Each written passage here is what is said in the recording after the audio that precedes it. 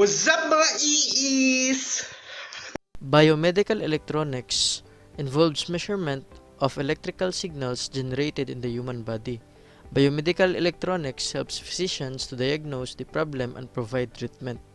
The commonly used biomedical electronics are the pacemaker, electrocardiograph, electroencephalograph, defibrillator, and other biomedical electronic devices.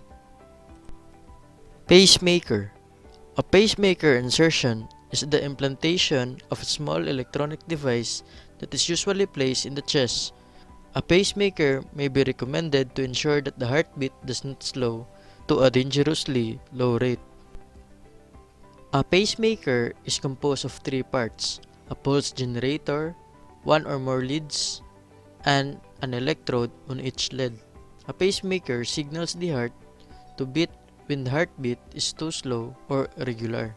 A pulse generator is a small metal case that contains electronic circuitry with a small computer and a battery that regulate the impulses sent to the heart.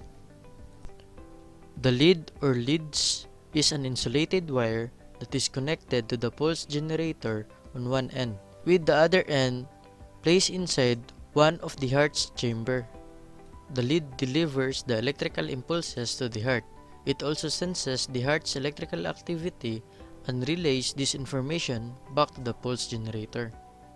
The electrode on the end of the lead touches the heart wall.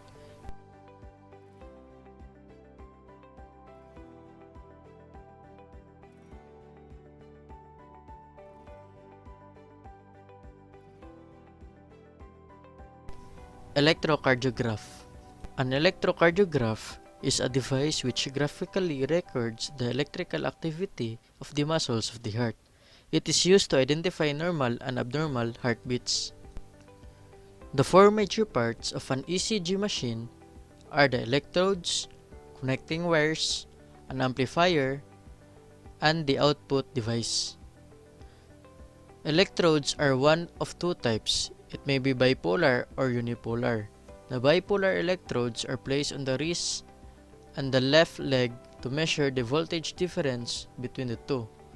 Unipolar electrodes measure the voltage differential between a reference electrode and the surface of the skin. Connecting wires transmit the electrical signals collected by the electrodes and sends them to the amplifier. An amplifier reads the electrical signals generated by the heart and sends them to a buffer. The buffer stabilizes and translates the signals.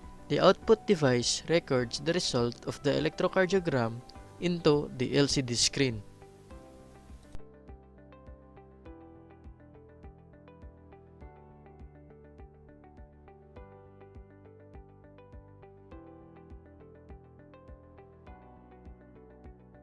Electroencephalograph. An electroencephalogram, or EEG, is a test that detects electrical activity in your brain using small metal disc electrodes attached to your scalp. Your brain cells communicate via electrical impulses and are active all the time. The electrodes pick up electrical signals from your brain and record them on a computer.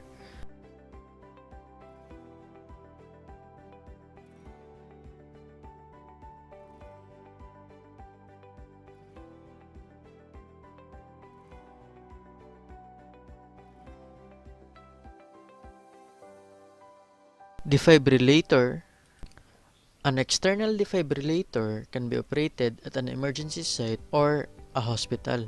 The operator first turns on the machine and then applies a conductive gel to the paddle electrodes or patient's chest. The energy level is selected and the instrument is charged. The buttons on the electrode are pressed simultaneously and the electric shock is delivered. Basically, these devices consist of a battery, a capacitor, electrodes, and an electrical circuit designed to analyze the rhythm and send an electric shock if it is needed.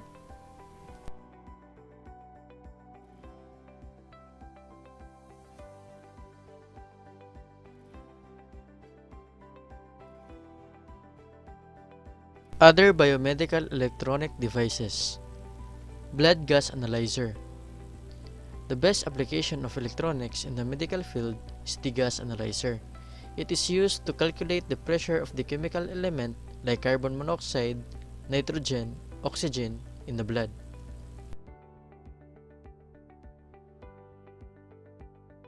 Blood glucose monitor. Blood glucose monitor is used to calculate glucose level of diabetic patients.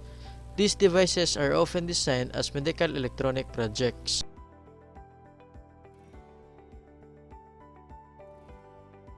Electronic cardiac monitor.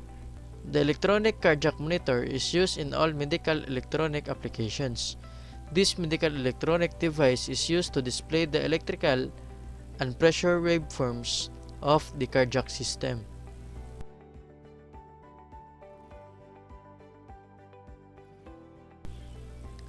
Digital thermometers.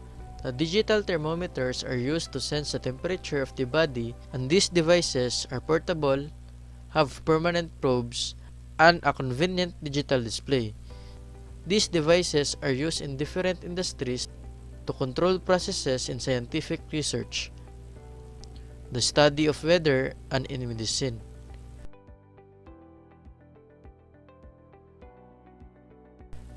IR thermometers. IR thermometer is used to measure the temperature by detective work with radiation generated by the body. These devices are often used in airports for effectively knowing the conditions of passengers' health from a distance to observe the disease.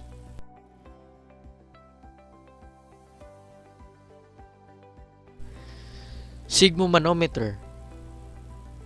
The sigmomanometer is a device used to measure blood pressure. It is composed of an inflatable cuff to control the blood flow and a mercury to measure the pressure. The standard unit of measurement of BP is in millimeters of mercury or mmHg.